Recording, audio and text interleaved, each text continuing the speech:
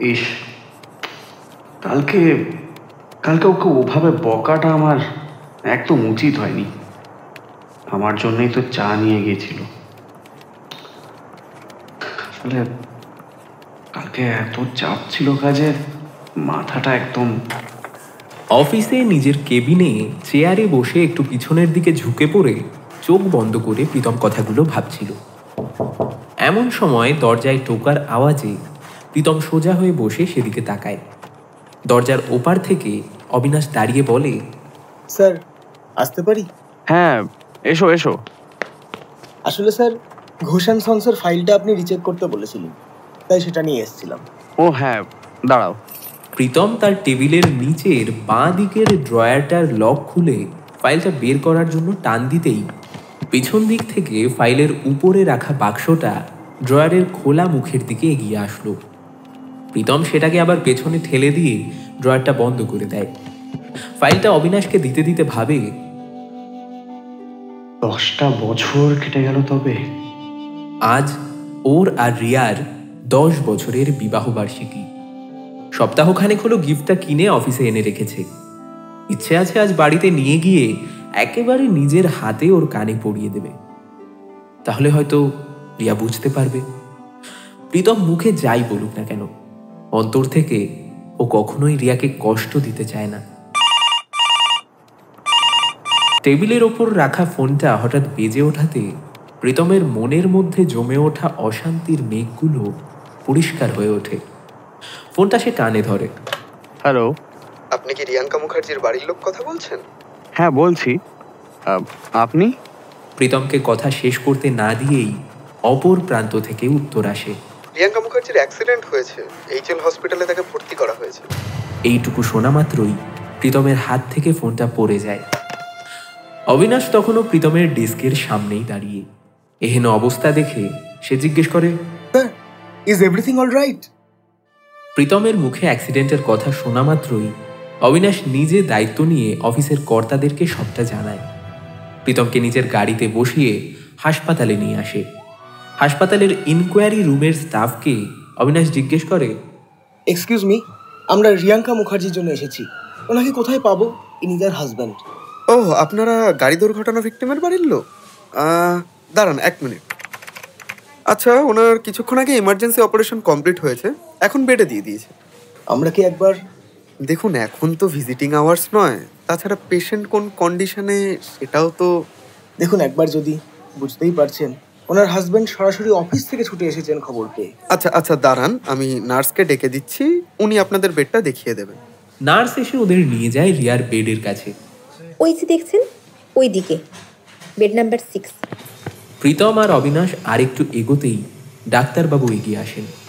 উনি জিজ্ঞেস করেন, আপনারা কারা? অবিনাশ পরিচয় করিয়ে দিতেই ডাক্তার প্রীতমকে জানান, ওয়েল, আপনার স্ত্রীর মাথায় কিন্তু গভীর ক্ষত হয়েছে। অপারেশন সাকসেসফুল হলেও ডেঞ্জার কিন্তু এখনো যায়নি। আমি আপনাকে ধোঁয়াশায় রাখবো না। যদি 48 ঘন্টার মধ্যে জ্ঞান না ফেরে তাহলে কিন্তু মারাত্মক কিছু ঘটে যেতে পারে। তাই ঈশ্বরকে ডাকুন। All the very best. Pritam কিছু একটা বলতেই যাচ্ছিল, কিন্তু ওর ঠোঁট দুটো কেঁপে ওঠা সত্ত্বেও কোনো শব্দ বেরোলো না মুখ থেকে। আমি বুঝতে পারছি আপনার অবস্থা, কিন্তু নিজেকে সামলান আর প্লিজ একটু তাড়াতাড়ি। পেশেন্টকে দেখার হলে যান, তবে কাছে গিয়ে বেশিক্ষণ থাকবেন না কিন্তু। কথাটা বলে ডাক্তার চলে গেলেন। একজন লোক একটু দূর থেকে সবটা শুনছিল। সে প্রীতমদের সামনে এসে উপস্থিত হয়।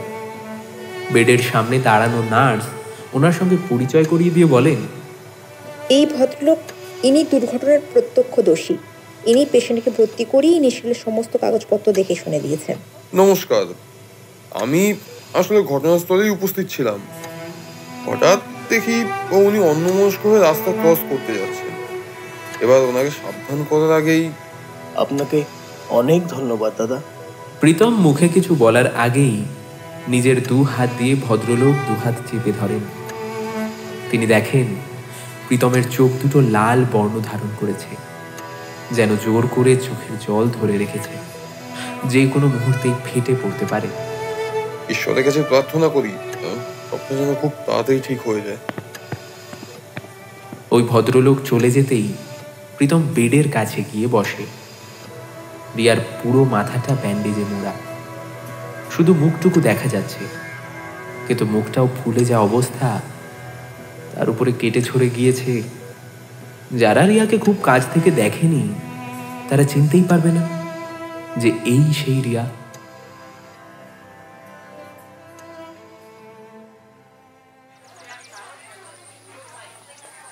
দোতলার বসার ঘর থেকে মাঝে মধ্যেই হাসি ঠাট্টার আওয়াজ ভেসে আসছে।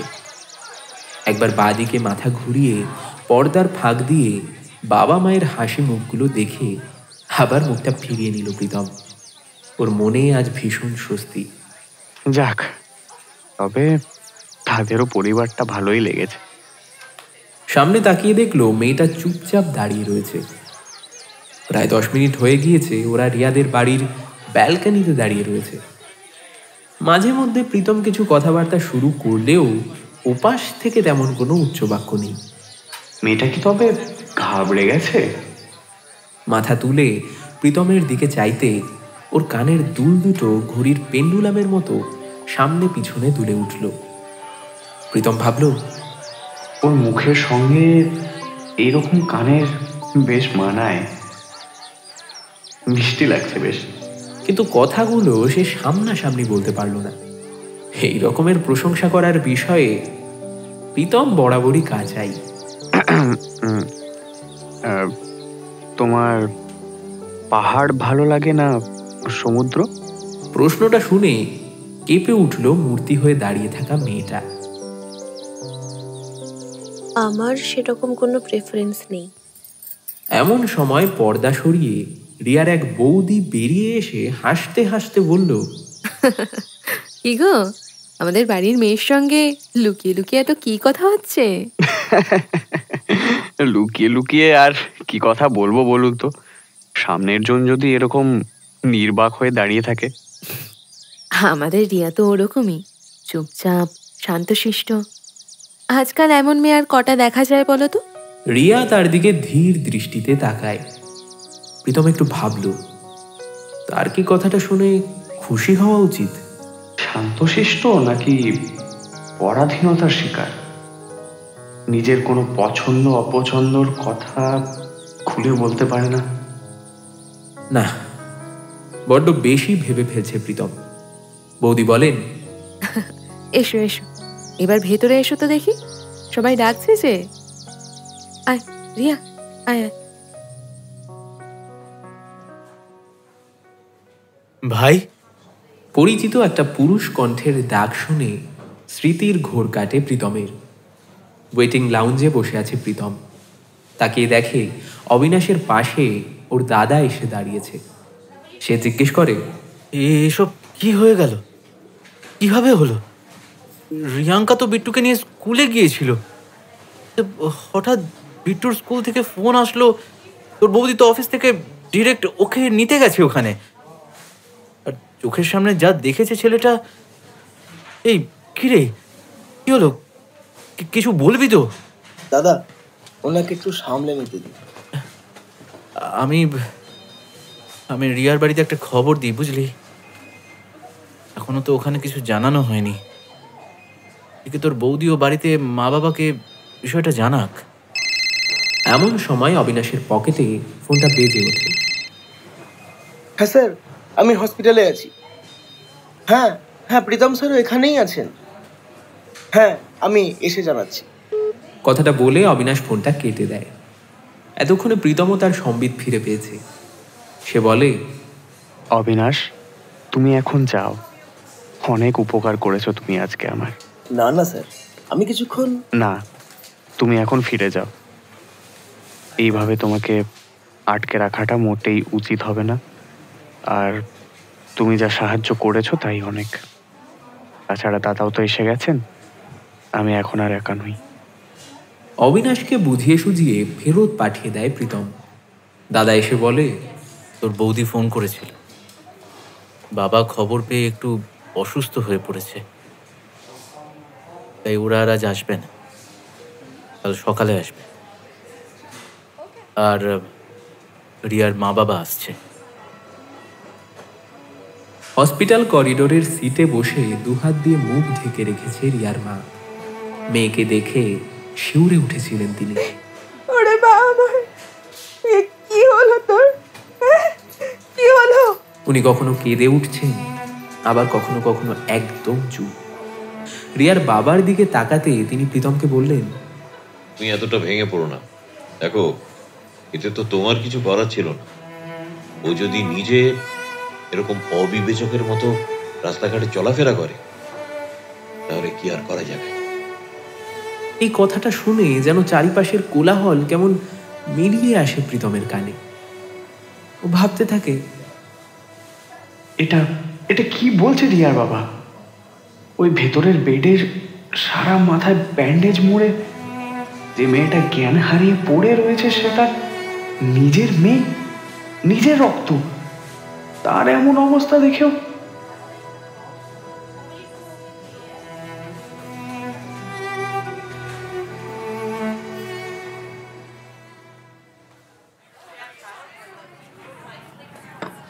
চায়ের কাপ প্লেটটা টেবিলে রেখে প্রীতমের বাবা বললেন, আমাদের কিন্তু আপনাদের মেয়েকে খুব পছন্দ হয়ে গেছে।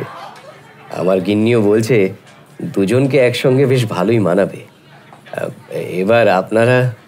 আরে এ তো সুখবর। বৌমা, মিষ্টি নিয়ে এসো। আরে যাও যাও, তাড়াতাড়ি নিয়ে এসো। হ্যাঁ বাবা, এই তো আনছি। রিয়ার বৌদি তাড়াতাড়ি মিষ্টি আনতে ভেতরে চলে যায়। ঘর যখন সবার হাসির শব্দে মেতে উঠেছে, প্রীতম দেখল রিয়া তখনও মাথা নিচু করে দাঁড়িয়ে রয়েছে এক কোনায়। তারই বিয়ে নিয়ে কথা চলছে, অথচ তার মধ্যে যেন কোনো প্রাণই নেই। হঠাৎ প্রীতমের বাবা রিয়ার দিকে তাকিয়ে বললেন, মা, একটু সামনে এসো তো। রিয়া তার ডাকে কিছুটা এগিয়ে যায়। তিনি তাকে সরাসরি প্রশ্ন করেন, এবার বলো তো মা, তোমার এই বিয়েতে মত আছে তো? আরে, আপনি আবার ওর মত জিজ্ঞেস করছেন? মেয়েরা আবার এইসব প্রশ্নের কি উত্তর? না না, দেখুন, এখনকার যুগ পাল্টেছে। ছেলে মেয়ে সববারই মত জানার দরকার আছে। তাছাড়া সংসারটা তো ওরা দুজন করবে, তাই এই প্রশ্নের উত্তর জানার প্রয়োজন আছে বই কি। রিয়ার বাবা এই কথার উত্তরে আর কিছু বলেননি সেদিন, কিন্তু প্রীতম আন্দাজ করে নিয়েছিল কেমন পুরুষতান্ত্রিক পরিবারে বড় হয়েছে রিয়া। সাধে কি আর ওর কোনো প্রেফারেন্স নেই? কাপা কণ্ঠে রিয়ার উত্তর এসেছিল, হ্যাঁ, আমার মত আছে। সেদিন যদিও প্রীতম বুঝতে পেরেছিল রিয়াকে তার বাবা স্বাধীন চেতা জীবন থেকে বঞ্চিত করে রেখেছেন, কিন্তু আজ প্রীতম বুঝতে পারল নিজের মেয়ের প্রতি এই মানুষটার মায়া দয়া বোধ কম। হঠাৎ রিয়ার মা সিট থেকে উঠে এসে প্রীতমকে বলে, আমার মেয়েটা বাঁচবে তো বাবা? ও তো কারোর কোনো ক্ষতি করেনি কোনোদিনও। বোবার মতো যে যা বলেছে তাই শুনে চলেছে সারা জীবন। মুখ থেকে একটা টু শব্দ পর্যন্ত কোনো দিন করেনি। তাহলে ওর সাথেই কেন? প্রীতম যে এর উত্তরে কি বলবে তা সে বুঝতে পারে না। তার হয়ে তার দাদা বলে, মাসিমা, মাসিমা, আপনি আপনি চিন্তা করবেন না। ওর জ্ঞান ফিরে আসুক, সব ঠিক হয়ে যাবে। দেখুন, সব ঠিক হয়ে যাবে। আপনি প্লিজ প্লিজ একটু শান্ত, প্লিজ।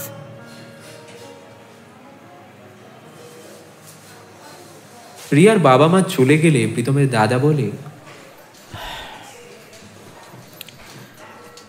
শোন, এবার তুইও বাড়ি চল ভাই।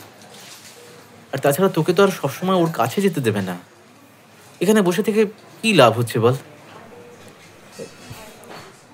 তাছাড়া তুই সকাল থেকে কিছু খাসও নি, এরপর তো শরীরটা খারাপ করবে। বাড়িতেও সকলে দুশ্চিন্তা করছে, তাই বলছি বাড়ি চল, ফ্রেশ হয়ে কিছু মুখে দিবি। আর আজকে রাতটা কাটলে মা বাবাকে তো নিয়ে আসছিসই। চল ভাই। ওরা বাড়ি ফিরলে প্রীতমের মা বাবা তাদের ঘর থেকে বেরিয়ে আসেন। বাবা জিজ্ঞেস করেন, ছোট বৌমা এখন কেমন আছে? জ্ঞান ফেরেনি এখনো। পরশু দিনের মধ্যেই জ্ঞান না ফিরলে। ছেলেকে হঠাৎ কথা বলতে বলতে চুপ করে যেতে দেখে প্রীতমের মা হঠাৎ বলেন, এমনটা কিভাবে হলো? ও একটু আনমনা, একটু অসতর্ক জানতাম, কিন্তু এবার তো। প্রীতম আর কোনো কথা বলেনি, চুপচাপ নিজের ঘরে চলে যায় সে। ঘরে ঢুকে দরজা দিয়ে পিছন ফিরে খাটের দিকে চোখ যেতেই তার মনে পড়ে যায় সেই রাতের কথা। অফিস থেকে বাড়ি ফিরে এরকমই হাত মুখ ধুয়ে ঘরে ঢুকেছে সে। রিয়া দরজার দিকে পিঠ দিয়ে খাটের সামনে দাঁড়ানো, বালিশে কভার পরাচ্ছে। প্রীতমের এমন সময় একটু খুনসুটি করতে ইচ্ছে হয়। ও যে ঘরে ঢুকেছে সেটা বুঝতে দেওয়ার আগেই রিয়ার কাছে গিয়ে পিছন থেকে কোমরে হাত রাখে সে। রিয়ার ঘাড়ে হালকা ফু দেয় প্রীতম, কিন্তু রিয়ার শরীর যেন ভয়ে শিরশির করে ওঠে তাতে। ও নিজেকে সরিয়ে নেয় প্রীতমের কাছ থেকে। প্রীতম তখন অবশ্য ব্যাপারটা বুঝতে পারেনি। ভয় পেলে নাকি? আমি কিন্তু তোমাকে ভয় পাওয়াতে চাইনি। বলে সে রিয়ার দিকে 2 পা এগিয়ে যেতেই রিয়া আরো একটু পিছিয়ে যায়। প্রীতম সেটা লক্ষ্য করতেই মনে মনে ভাবে, ওকে একটু তাড়াহুড়ো করে ফেললো। I am sorry, I did not mean to make you feel uncomfortable. আমি আর কাছে এগোবো না, আমি বাইরে যাচ্ছি। 1 মিনিট, আমার আমার আপনাকে কিছু কিছু জানানোর আছে। সেই রাতেই রজতের সম্পর্কে সবটা জানায় রিয়া। রিয়ার কথা শেষ হলে প্রীতম স্থির দৃষ্টিতে কিছুক্ষণ হতবাক হয়ে চেয়ে থাকে। তারপর নিজের 2 হাত রিয়ার 2 বাহুতে চেপে ধরে প্রশ্ন করে, যদি যদি তুমি রজতাবুকেই ভালোবাসো তাহলে তাহলে আমাকে বিয়ে করলে কেন? আমি তোমাকে তো বিয়ের আগে জিজ্ঞাসা করা হয়েছিল, হয়নি? তাহলে তুমি কেন মত দিলে বলো? কেন বসলে এই বিয়েতে? জবাব দাও, কেন কেন? দরজায় টোকা পড়ার আওয়াজে হুঁশ ফিরে প্রীতমের। দরজা খুলে দেখে মা দাঁড়িয়ে। কি রে, কি হয়েছে তোর? কখন থেকে নিচ থেকে ডাকছি, শুনতে পাচ্ছিস না? আয় আয় দেখি, দুটো খেয়ে যা। মুখটা তো একেবারে শুকিয়ে গেছে। আমার সাথে আয় তো দেখি। গলা দিয়ে কারোরই আজ খাবার নামেনি বললেই চলে। প্রতিদিন সন্ধেবেলা সবাই অফিস থেকে ফিরলে রিয়া সবার জন্য চা করে নিয়ে আসে, সন্ধ্যে টিফিন করে দেয়। তারপর রুটির আটা মেখে রুটি করে, সবজি কেটে রাতের তরকারি করতে করতে কখন যে 9টা-10টা বেজে যায় ওর খেয়ালই থাকে না। তারপর বিট্টুকে খাওয়ানো হয়ে গেলে সবার খাবার বেড়ে দেয়। আর সবকিছু ও করে মুখ বুঝে। ওর কোনো শব্দই পাওয়া যায় না এই বাড়িতে। অথচ দেখো, আজ সে নেই বলে সারা বাড়িটা কেমন খাঁ খাঁ করছে।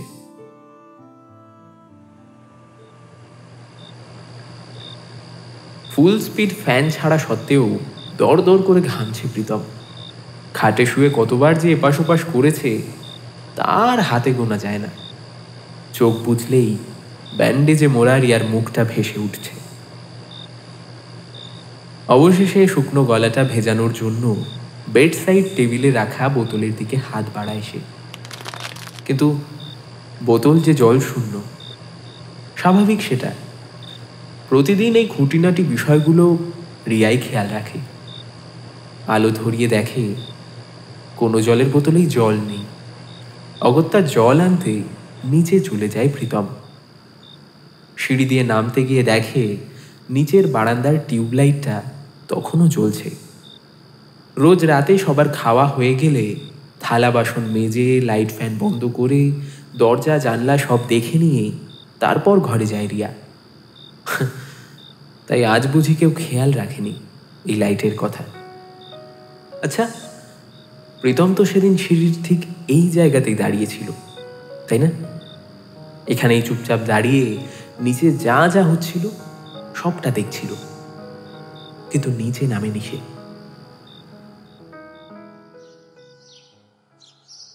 কোনো এক রবিবারের অলস বিকেল, যে যার নিজের ঘরে তখন। একমাত্র দুরন্তপনা দেখাচ্ছে 5 বছরের দোষী বিট্টু, আর তার পেছনে ছুটছে রিয়া, পাছে যদি কোনো বিপদ ঘটিয়ে বসে। একবার এদিকে দৌড়ায় তো আর একবার ওদিকে ছুটে। এই করতে করতে বিট্টু আরেকটু হলে শোকেস আলমারিতে গুঁতো খেতে যাচ্ছিল মাথায়। তার আগেই রিয়া এসে তাকে ধরে নেয়, কিন্তু তাকে ধরতে গিয়ে এক জোর গুঁতো খায় কপালে। কপাল ধরে কিছুক্ষণের জন্য মেঝেতে বসে পড়ে সে, কিন্তু তাতে শেষ রক্ষা হয়নি।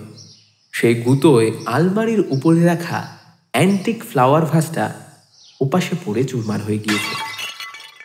বিট্টুর যাতে পায়ে কাঁচ না ফোটে সেই ভেবে রিয়া উঠে দাঁড়িয়ে বিট্টুকে কোলে নেয়, কিন্তু ইতিমধ্যে এমন একটা আওয়াজ শুনতে পেয়ে শাশুড়ি আর বড় যা নিজের নিজের ঘর থেকে বেরিয়ে এসেছে। প্রীতম ওপর থেকে শব্দটা শুনতে পেয়েছিল, সেও নিচে নামছিল, কিন্তু সিঁড়িতেই দাঁড়িয়ে পড়ে। শাশুড়ি ভাঙা ভাসটা দেখে প্রায় চিৎকার করে বলে ওঠেন, হায় হায়, কি করেছো এটা? মা, আমি আসলে কি না বুঝলাম, তুমি কলেজ পাশ করোনি, তার মানে তো এই নয় জ্ঞানহীন অশিক্ষিত মেয়েকে বাড়ির বউ করে এনেছি। পড়াশোনা তো শিখেছো না কি? জানো নিশ্চয়ই অ্যান্টিক জিনিসপত্রের কত দাম। এই ভাসটা কত পুরনো জানো?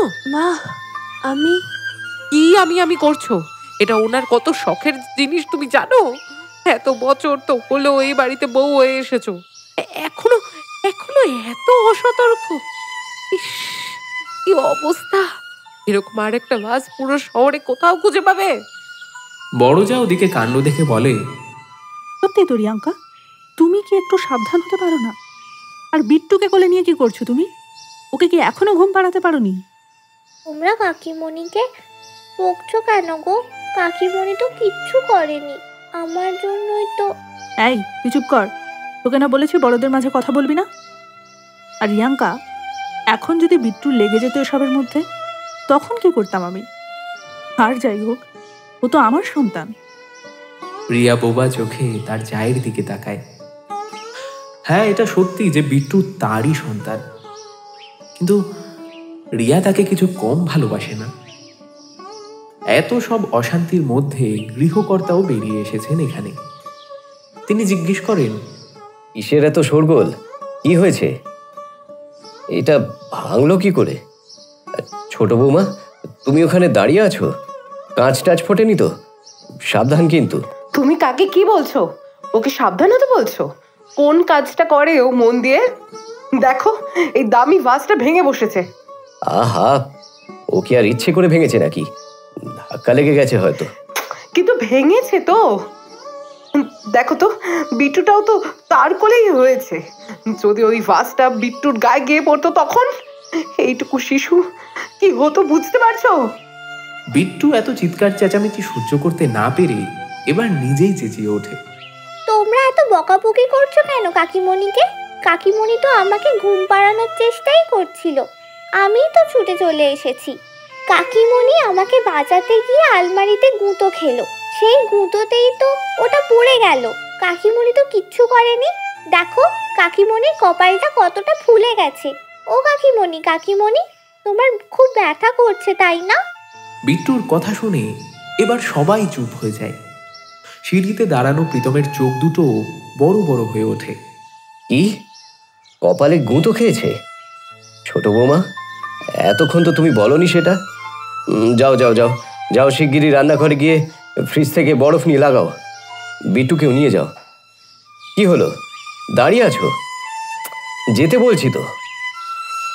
সে বিট্টুকে নিয়ে চলে যায় রান্নাঘরে।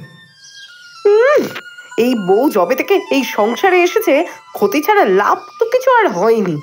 আমার ছোট খোকাও কেমন মন মরা হয়ে থাকে সব সময়। আহা, কি হচ্ছেটা কি? ও তো সব শুনতে পাচ্ছে। শুনুক, শোনার জন্যই বলেছি। আমার ছেলের পাশে ওকে মানায়? কলেজটুকুও তো পাশ করেনি। কই, আমি তো আর ওকে আটকে রাখিনি যে না দিও না, পরীক্ষা দিও না। কি জানে কেন এই মেয়েকে মনে ধরলো যে ছোট খোকার, বারণ করা সত্ত্বেও বিয়ে করলো একে। সেদিন বিট্টুকে জড়িয়ে ধরে রান্নাঘরের মেঝেতে বসে অঝরে কেঁদেছিল রিয়া। আর প্রীতম সবটা বুঝেও নিচে নামেনি। মাকে চুপ করতে বলেনি, কিন্তু কেন? এর কারণ হয়তো ও নিজে কারোর সঙ্গে খারাপ ব্যবহার করতে চায় না। ও নিজের জেন্টলম্যান ইমেজটা নষ্ট হতে দিতে চায় না। রিয়ার উপর ক্ষোভ ছিলই, কিন্তু সামনাসামনি কখনো কিছু বলতে পারতো না তাকে।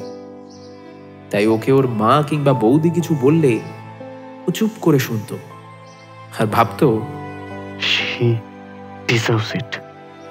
আজ এই কথাটা ভাবতে গিয়ে ওর অন্তর কেমন যেন মোচড় দিয়ে উঠছে। সে ঘেন্নায় নিজেকে মনে মনে বলল, You hypocrite. She deserves someone better than you.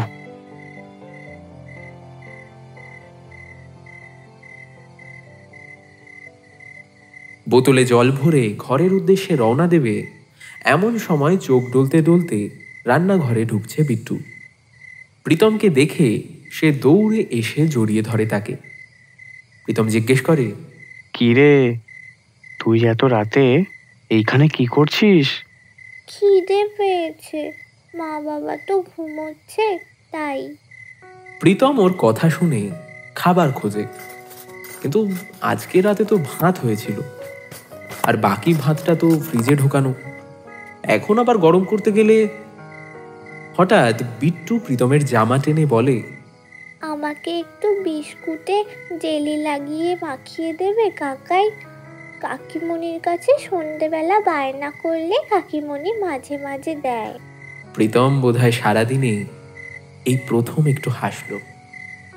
O fridge থেকে জেলির শিশিটা বের করে 4টে বিস্কুটে জেলি লাগিয়ে বিট্টুকে দিল। বিট্টু প্রথম জোড়া মহানন্দে খেয়ে দ্বিতীয় জোড়ায় যখন প্রথম কামড়টা দিয়েছে, হঠাৎই কাঁদতে শুরু করলো সে। কি রে, কাঁদছিস কেন তুই? কাকিমণি ঠিক হয়ে যাবে তো কাকাই? বাবা বলল ঠিক হয়ে যাবে। প্রীতম নিজেকে সান্ত্বনা দিতে না পারলেও ছোট্ট বিট্টুকে কাঁদতে দেখতে পারবে না। ওর পিঠে হাত বুলিয়ে দিয়ে প্রীতম বলে, তুই খেয়ে নে তো তাড়াতাড়ি, তারপর ঠাকুরকে বল কাকিমণিকে শিগগিরই ঠিক করে দিতে। ঠাকুর তো তোর কথা ফেলতেই পারবে না। সত্যি? একদম সত্যি। হয়তো মনে মনে প্রীতম সত্যি এটাই বিশ্বাস করছে, কারণ এই পৃথিবীতে স্বচ্ছ মনে রিয়াকে যদি কেউ ভালোবেসে থাকে তাহলে সে বোধহয় একমাত্র এই বিট্টু। বিস্কুট শেষ করে বিট্টু বলে, কে জানে কি হলো আজ, সব তো ঠিকই ছিল। রজতাভ স্যার তো আমার নামে নালিশ করাও শুরু করেনি। তার আগেই কাকিমণি হঠাৎ করে কেমন অন্যমনস্ক হয়ে অফিস রুম থেকে বেরিয়ে গেল। আমি কত ডাকলাম জানো কাকাই, মনেই হলো যেন আমার কথা কাকিমণি শুনতেই পেল না। বিট্টুর মুখে রজতাভ নামটা শুনে মাথাটা কেমন নড়ে উঠল প্রীতমের। সে তার দিকে ঝুঁকে পড়ে অবাক স্বরে জিজ্ঞেস করে, কি কি নাম বললি তুই? রজতাভ? এক মিনিট, তোর এই স্যারের পুরো নাম কি? পুরো নাম তো রজতাভ বসাক। প্রীতমের কানে যেন তালা লেগে গেল বিট্টুর মুখে পুরো নামটা শুনে। ওর মনে শুধুমাত্র একটাই বাক্য যেন অনুরণিত হতে থাকে, তাহলে কি বিট্টু স্যারই সেই রজত?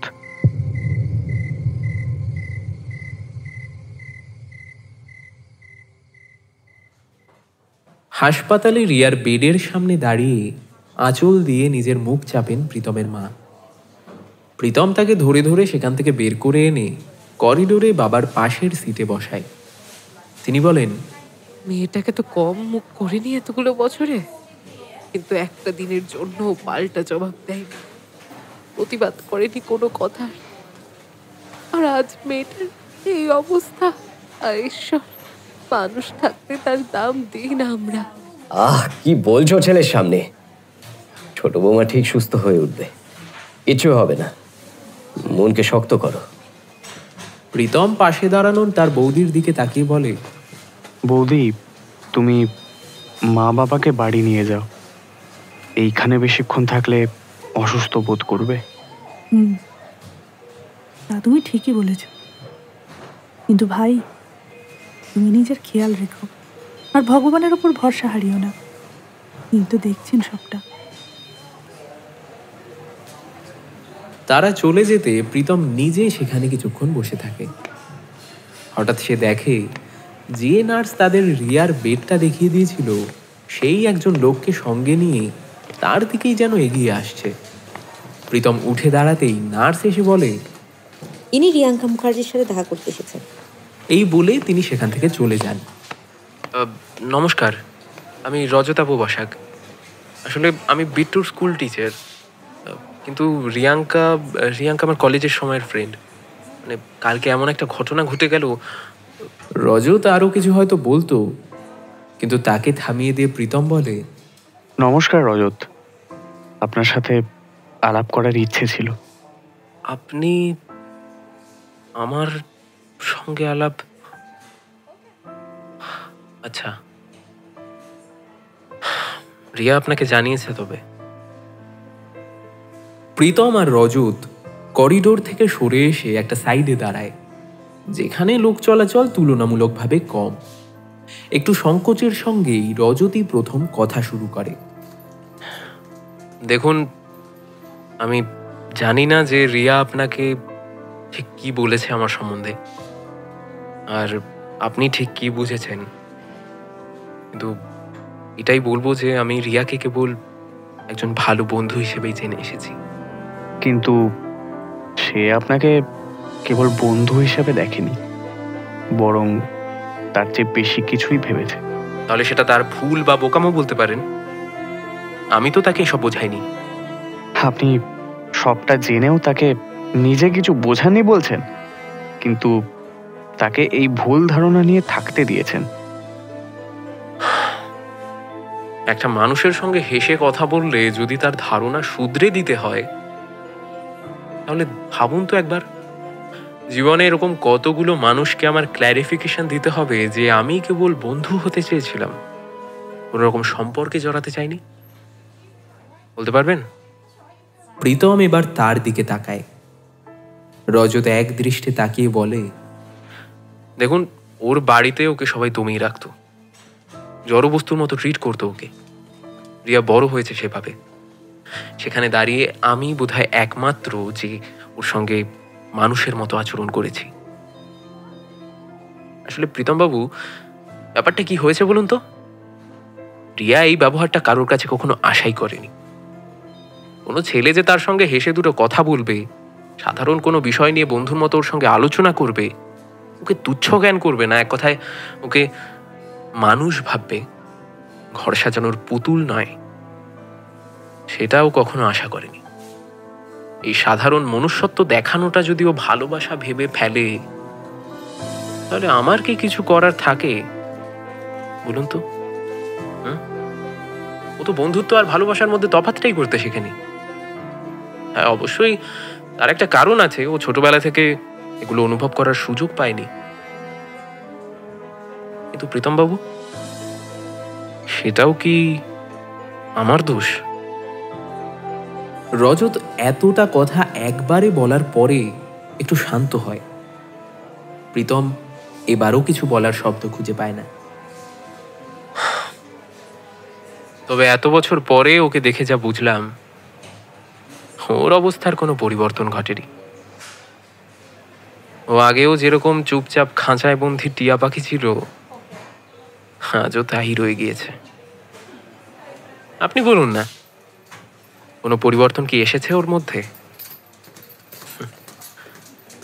আচ্ছা প্রীতম বাবু, আপনি নিজে কখনো সাহায্য করেছেন ওকে ওকে পাল্টাতে? রজতের এই একটা বাক্য যেন তীক্ষ্ণ সূচের মতো বিঁধছে প্রীতমের গায়ে, আর সেই আঘাতে যেন তার হৃৎপিণ্ড ছিন্ন বিচ্ছিন্ন হয়ে গিয়েছে। সত্যিই তো, প্রীতম তো প্রথম দিন থেকেই বুঝেছে যে রিয়া বাকি আর 5 জনের মতো নয়। ওর ইচ্ছে শক্তি, ওর আত্মমর্যাদা বোধ কোনোটাই সুগঠিত হয়নি। রিয়াকে শুধুমাত্র মনে ধরেছিল বলে প্রীতম তাকে বিয়ে করেছিল। তারই তো উচিত ছিল যে রিয়ার মানসিক গঠনের উন্নয়নে সাহায্য করা। কিন্তু সে রজতের সম্পর্কে জানতে পেরে রিয়াকে আরো কোণঠাসা করে দিয়েছে। প্রীতমের এ কেমন মনোবৃত্তি! মানুষ হিসাবে এরকম তো তৈরি হতে চায়নি সে নিজে। এত কিছুর পরেও প্রীতমকে চুপ থাকতে দেখে রজত একটা দীর্ঘশ্বাস ছাড়ে। I am really sorry Pritam babu. দেখুন, আমি জানি যে আপনাদের পার্সোনাল লাইফে ইন্টারফেয়ার করার মতো অধিকার আমার নেই, কিন্তু কাল যেটা ঘটে গিয়েছে, তারপর যদি আমি ওকে একবার চোখের দেখা না দেখে যাই, তাহলে নিজেকে আর মানুষ বলে গণ্য করতে পারবো না। যতই হোক, ও আমার খুব কাছের বন্ধু ছিল, আর সেই বন্ধুত্বের মর্যাদাটা না রাখতে পারলে, তাই বলছিলাম যে একটাবার যদি আমাকে ওর সামনে নিয়ে যেতেন। আর কোনো কথা বাড়ায়নি প্রীতম। রজতকে নিয়ে যায় রিয়ার বেডের সামনে।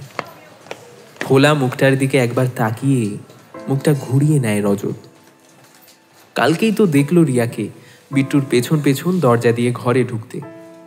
এত বছরের নিরুদ্দেশ বন্ধুকে দেখে কিছুক্ষণের জন্য অবাক হয়ে তাকিয়েছিল সে। রিয়াও বিস্মিত চোখে ওর দিকে তাকিয়েছিল। আর সেই রিয়া আজ এই অবস্থায়। তবে কি তাকে দেখেই রিয়া হতভম্ব হয়ে যায়? ওর কারণেই কি এমন ঘটনা ঘটল? কে বলতে পারে? এসব ভাবতে গিয়ে গলা কেমন যেন আটকে আসছিল রজতের। এমন সময় প্রীতম বলে, চোখ সরিয়ে নিলেন? জানেন, কাল দুপুরের মধ্যে যদি জ্ঞান না ফেরে, আর হয়তো বিট্টু ওর কাকিমুনির জন্য এক নাগাড়ে বসে প্রার্থনা করে যাচ্ছে। ভগবান শুনলে যদি এক ওর ডাক শোনে। আর আপনারা ডাকছেন না? আমরা ডাকছি তো, আমরাও ডাকছি। কিছুক্ষণ বাদে রজত চলে যায়। প্রীতম আবার করিডোরে এসে বসে পড়ে। এখন যেন হঠাৎ জ্ঞান হয় তার। তাহলে কি আর কানের দুলটাও ওকে দেওয়া হবে না?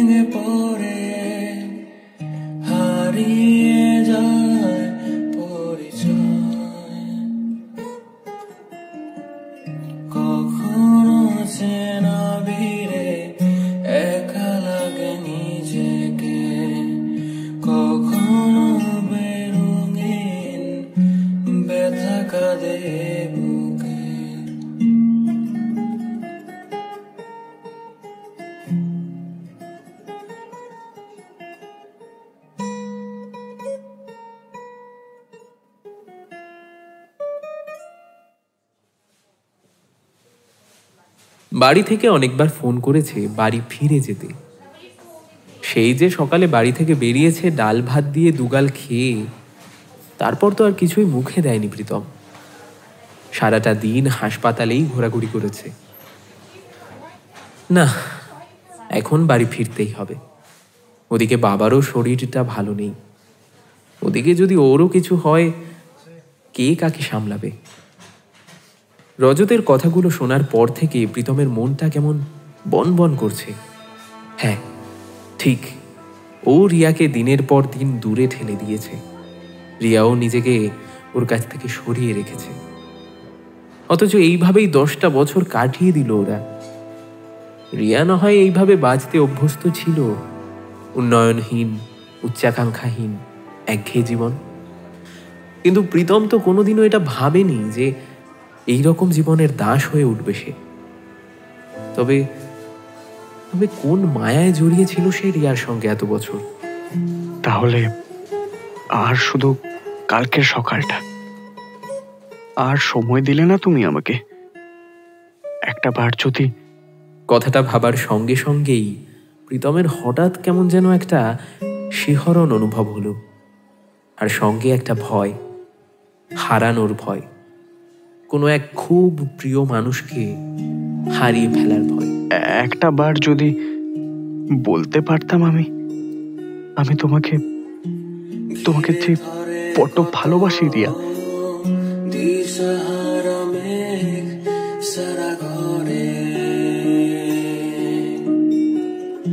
নীরবতা রেখে সরে যায় দিন অবসরে, কাছে ভাঙা ঢেউ এসে বিষি ঢেলে নিঃশ্বাসে, কাছে ভাঙা ঢেউ এসে বিষি ঢেলে নিঃশ্বাসে, কেড়ে নিয়ে যায় সঞ্চয়। কখনো চেনা ভিড়ে একা লাগে নিজেকে, কখনো বেরঙিন ব্যথা কাঁদে বুকে।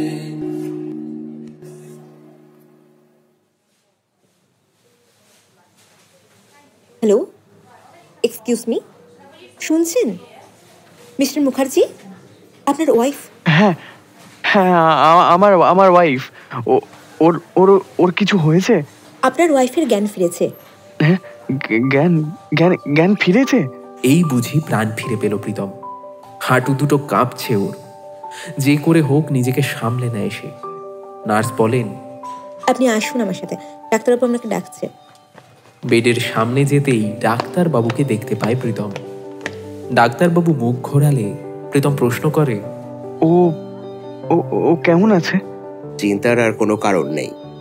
জ্ঞান ফিরতে ফিরতেই আপনার খোঁজ করছেন উনি। আপনি এখন সামনে যেতেই পারেন, কিন্তু প্লিজ একটু দেখবেন উনি যেন বেশি স্ট্রেস না নেন। গভীর জঙ্গলের ঘন অন্ধকার পেরিয়ে সূর্যের দেখা মিললে ঠিক যেমন অনুভূতি হয়, এই মুহূর্তে ডাক্তারবাবু বেডের সামনে থেকে সরে যেতেই রিয়ার চোখের উন্মুক্ত মণি দুটো দেখে প্রীতমের যেন ঠিক সেই উপলব্ধি হলো। প্রীতম এগিয়ে আসে, বেডের পাশে সিটে গিয়ে বসে পড়ে। দুজনে একে অপরের দিকে কয়েক মুহূর্ত অপলক তাকিয়ে থাকে। তারপর ঠোঁট আলতো কেঁপে ওঠে রিয়ার। তুমি তুমি এসেছো? হ্যাঁ হ্যাঁ, এসেছি তো। আবেগের হাসি প্রীতমের মুখে, চোখের কোণ দিয়ে জল গড়িয়ে পড়ে রিয়ার। ভাঙা ভাঙা গলায় বলে, তোমাকে তোমাকে আমি অনেক কষ্ট দিয়েছি না? আমাকে আমাকে ক্ষমা করতে পারবে গো? এসব কথা বলো না রিয়া, আমিও তো তোমাকে কম কষ্ট দিইনি। এই 2 দিনে আমি বুঝতে পেরেছি তোমাকে ছাড়া কতটা অন্ধকার লাগে চারপাশ। মাথা নিচু করে প্রীতম। রিয়া দেখে টপ টপ করে জল পড়ছে প্রীতমের দুগাল বেয়ে। এই প্রথম প্রীতমকে এই অবস্থায় দেখছে রিয়া। রিয়ার মিহি স্বর আবারও ভেসে আসে, এ কি, তুমি তুমি কাঁদছো কেন? ভুল তো আমি করেছি। তোমাকে। রিয়াকে থামিয়ে দিয়ে বেডের উপর শায়িত ওর ডান হাতটাকে আলতো করে চেপে ধরে প্রীতম। কান্না ভেজা গলায় বলে, সেসব কথা আজ না হয় থাক। আমার যে তোমাকে অনেক কিছু বলার আছে রিয়া, অনেক কিছু। রিয়া এক দৃষ্টে তাকিয়ে থাকে প্রীতমের দিকে। প্রীতম বলে চলে, রিয়া, আমি তোমাকে তো কষ্ট দিয়েইছি, কিন্তু এতগুলো বছর ধরে নিজের মনের কথা নিজেই বুঝতে পারিনি। তোমাকে দূরে ঠেলে দিয়ে নিজেকে ঢুকিয়েছি, নিজেকে কষ্ট দিয়েছি। এত কিছু ঘটে যাওয়ার পরও আজ আজ আমি তোমার কথা ভাবছি না রিয়া। আমি স্বার্থপরের মতো আর একটা সুযোগ চাইছি, আর একটা সুযোগ দাও তুমি আমাকে। আমি তোমাকে নিয়ে সংসার করতে চাই, ভালো থাকতে চাই, তোমাকে ভালোবাসতে চাই। রিয়ার চোখ থেকে অঝরে গড়াতে থাকে সুখের অশ্রু। আজ যেন তৃপ্তির স্বাদ পেয়েছে তার শ্রবণেন্দ্রিয়। এই প্রথম হৃদয়ে এক অজ্ঞাত উষ্ণ অনুভূতি হয়েছে তার। খুশিতে তার গলার স্বর যেন বেরোয় না। খুব কষ্টে মাথাটা ওপর নিচ করে সম্মতি জানায় সে। হাসি লেগে থাকে অশ্রু ভেজা দুজোড়া গালে। সপ্তাহখানেক বাদে রিয়াকে ডিসচার্জ করে দেয় হাসপাতাল থেকে। বাড়ি ফিরে নতুন আশা নিয়ে শুরু হয় ওদের নতুন সফর। একবার রিয়াকে হারানোর ভয় অনুভব করেছে প্রীতম। সেই অভিজ্ঞতা সে আর কোনোদিনও চায় না। রিয়াও বুঝতে শিখেছে ভালোবাসার আসল অর্থ কি, তার অনুভূতি কি। এই অনুভূতিকে সে চিরকাল হৃদয়বন্দী করে রাখতে চায়। তাই পুরাতনকে পিছনে ফেলে এবারে এগিয়ে যাবে রিয়া। আর প্রীতমের প্রতিজ্ঞা, এই পথে সে চিরসঙ্গী হবে রিয়ার। তোমার আমার মাঝখানে অবাক নীরবতা, দুজন মিলে বলতে হবে ভালোবাসার কথা, কথা কথা ভালোবাসা।